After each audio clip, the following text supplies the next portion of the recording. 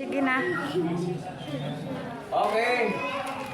Dito na po tayo sa bahay ni Tatay. Ayan, birthday niya ngayon.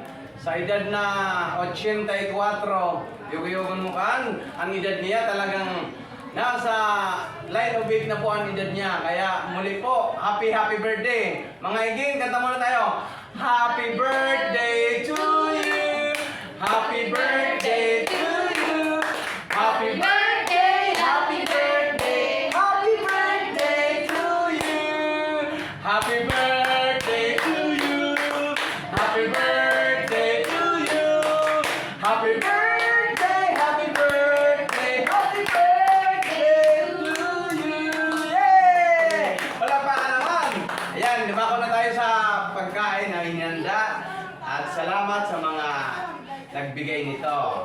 Okay po, salamat po sa nanonood sa atin, lalo na po sa ibang bansa. Salamat po. Okay, manalangin po tayo sa ngalan ng Ama, ng Anak, ng Espiritu Santo. Amen.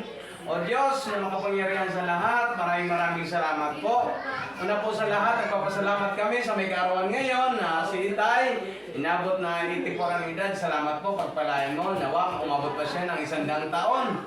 Nawa, pagpalain mo po ang mga anak niya, saka mga apo, pagpalaan niya lahat, lalo na sa ibang bansa.